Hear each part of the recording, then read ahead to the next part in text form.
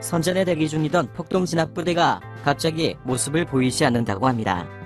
전문가들의 분석에 따르면 현재 우한과 호북성 지역의 상황이 급박하게 돌아가기 때문에 폭동 진압 훈련을 계속 받아오던 그들을 호북성 등지로 급파한 것이 아닌가 하는 추측을 하고 있다고 합니다. 오늘로써 우한시가 봉쇄된 지 3주째가 되는데 전염병의 확산세는 꺾이지 않고 있습니다. 이를 방증하듯 중국 정부에서는 간이 침대와 시체를 담을 비닐팩 각 수십만 개를 최단시간 내에 생산해내도록 특별명령을 내렸다고 합니다. 그리고 강도 높은 봉쇄가 길어질수록 사람들의 인내심도 바닥을 드러내고 있습니다. 더 이상 중국 정부를 믿지 못하겠다는 분위기가 팽배해지면서 내일인 2월 14일 우한시에서는 대대적인 대정부 항의를 계획하고 있다고 합니다. 인터넷을 통해 퍼지고 있는 우한 사람 스스로를 구하자라는 운동은 14일 저녁 8시에 각자의 집에서 진행하기로 예정되어 있는데 집안의 모든 전등을 1분 동안 소등하고 동시에 항의라는 구호를 먼저 외치기로 계획되어 있다고 합니다. 그런 다음 우한 사람 힘내라, 스스로 살아남자, 진추실 석방, 방빈 석방이라는 구호도 외치고 중국 국가도 함께 부르기로 했다는 것입니다. 그리고 고층에 사는 사람들은 전단지나 종이 및 휴지 조각을 뿌리고 이 모습을 영상으로 찍어 인터넷에 올리자는 계획을 가지고 있다고 합니다. 이러한 대규모 폭동 조짐에 중국 정부는 급히 인터넷망을 모두 차단했다는 소문이 나오고 있는데 내일 우한에서 과연 어떤 일이 벌어질지 지켜볼 일이라는 생각이 듭니다.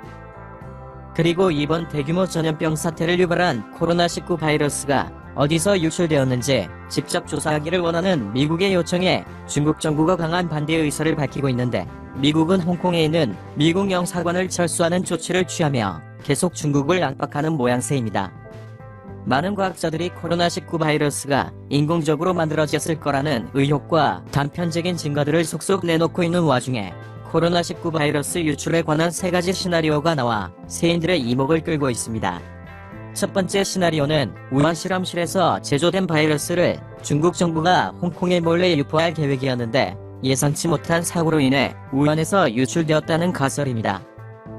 중국 정부가 홍콩의 유출을 계획한 이유는 홍콩의 반중국 정서가 심해지면서 대대적인 반중국 시위가 일어나자 바이러스를 유포하여 사람들을 거리에 나오지 못하게끔 통제하겠다는 의도였다는 것입니다. 두 번째 시나리오는 홍콩의 바이러스를 퍼뜨려 그곳에 있는 모든 외국 공관들과 외국 스파이들까지 모두 홍콩에서 내보내기 위해서 계획했다는 가설이라고 합니다. 세 번째는 장점인파와 시진핑파의 권력 투쟁 과정에서 바이러스가 이용되었다는 것인데 결론적으로 장기 집권을 꿈꾸는 시진핑 주석의 연임을 방해하기 위해서 장점인 측에서 사람을 시켜 우한의 바이러스를 유출시켰다는 것입니다. 그에 대한 근거로 현재 중국의 과학기술과 생화학 무기 관련 분야는 여전히 상해방을 주축으로 한 장점인파가 장악하고 있다는 소문이 있습니다. 그리고 비정상적으로 39세의 젊은 나이에 우한 바이러스 연구소의 소장 자리에까지 오른 작년 1위 장점인 쪽 인맥을 통해 소장직을 얻어냈으며 그녀를 통해 바이러스를 유출시킨 것이 아니냐는 가설입니다. 사실 시진핑은 10년 이상 3년임을 금지하던 국가주석직을 법률까지 바꾸면서 모든 연임 제한을 풀어버렸는데 다가오는 2022년이 바로 3년임에 돌입하는 시기라고 합니다.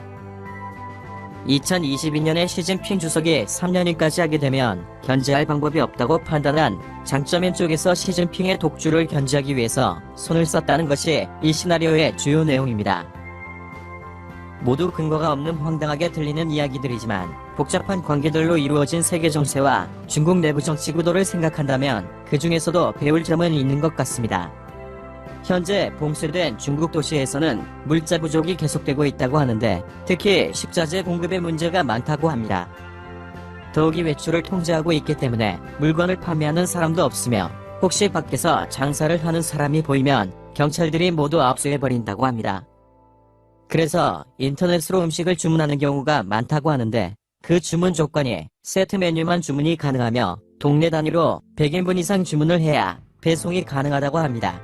그리고 더 놀라운 것은 가격이 1인분에 한국 돈으로 33,000원이나 한다고 합니다.